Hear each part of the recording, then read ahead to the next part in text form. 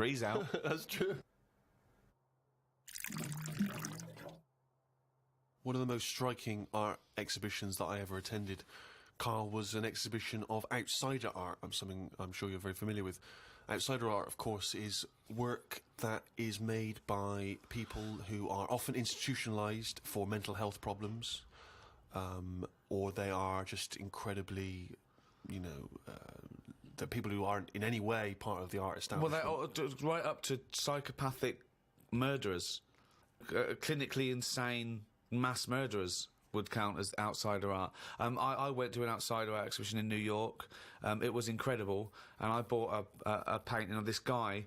He's a chronic schizophrenic, and he paints in tar, like road tar, that he gets from roads, and he paints in that on wood he finds in sort of skips, and it's incredible because it's sort of like scratched in. And it's amazing. And there's this thing of Jesus being helped down off the cross. Admittedly, I was walking around there going, this is fucking mental. And James was going, you've got to stop saying that. Because, of course, some of the people are mental. There was one bloke doing a sculpture of a skull, right? And underneath, it was like a little head with his teeth. Underneath, he'd put a sign that said real teeth. Where did he get the real teeth from?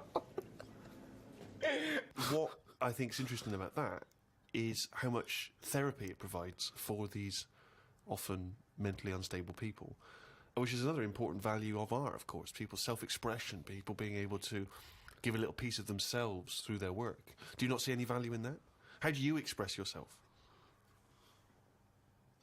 Whistle. You whistle. Yeah, I found over Christmas I whistled a lot more than I usually do. And I think that was just freedom. What do you mean freedom? Right, freedom. expand on this point, if you would. Well, that's what art is, isn't it? It's you being free of all the world's heaviness on your shoulders. See, that's a great quote, that. That's great, that. For art is freedom. I love that, because I think you've really hit on something there. Would you include the free of all the world's heaviness? Well, I know what you meant. I know what you meant there. Would you include that one in it? I mean, I would include the world's heaviness in my freedom. You know, some artists are attracted to the dark side, the heaviness of the world. But I just want to return to you whistling as your artistic expression of freedom. I mean, why did you find yourself whistling more? That's what was weird. So just take us through a typical day. When would the whistling begin? So this was you spent Christmas down in Kent with Suzanne and her parents. Yeah. Yeah. Could I suggest something? Your freedom was thinking, I'm in my own place now, I'm going to annoy them. Well, it was mainly... It's when we were playing Scrabble.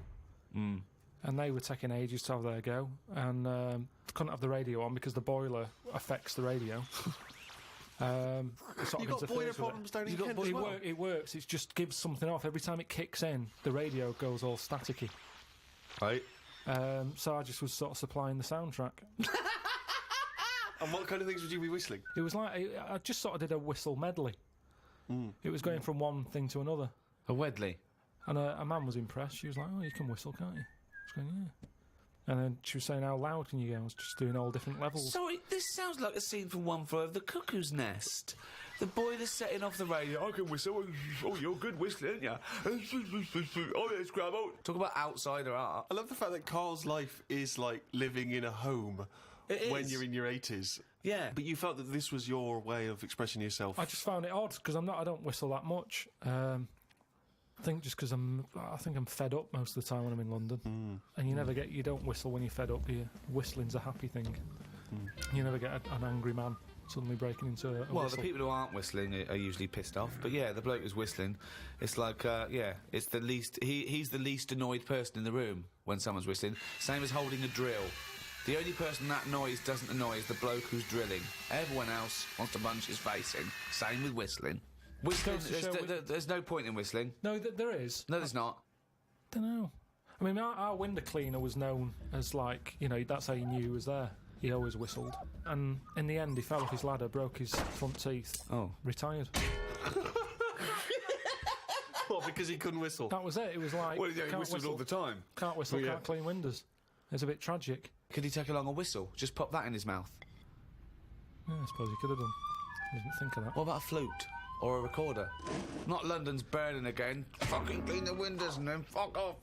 He didn't really think this through, did he? He retired at the age of 28. And his whole family were bankrupt. With no teeth. Yeah. And just a bucket and a Why aren't squeegee. you working, Dad? Because I can't whistle. I can't whistle anymore. And if the day you give up whistling is the day I give up window cleaning. So you never whistle? No. I can't really whistle very well.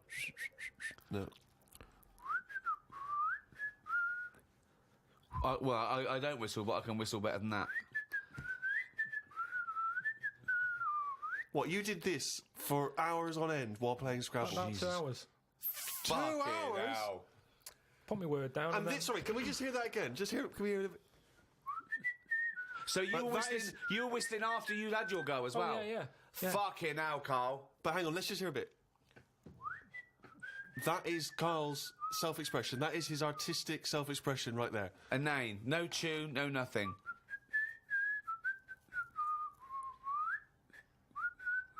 There's mental patients who have smeared canvases with shit who have expressed more than you have in that. Yeah, but it's not about other people. I'm not there to please other people. Right. You're there to annoy them. What was the best word you came up with in Scrabble? Don't knock me at Scrabble, because I do all right. What's weird is, when I play Scrabble, my brain can come up with words that I don't normally say. Okay, this isn't... No, I'm intrigued here. Your brain can come up with words you wouldn't normally say.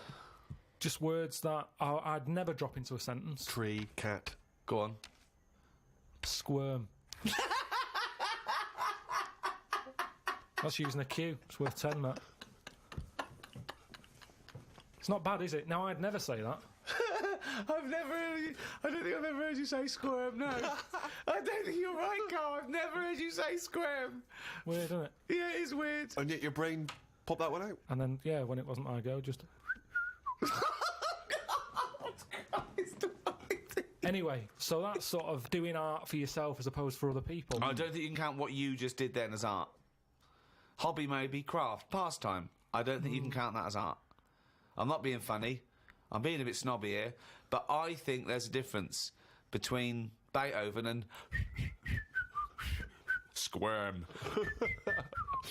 There's a Q in that.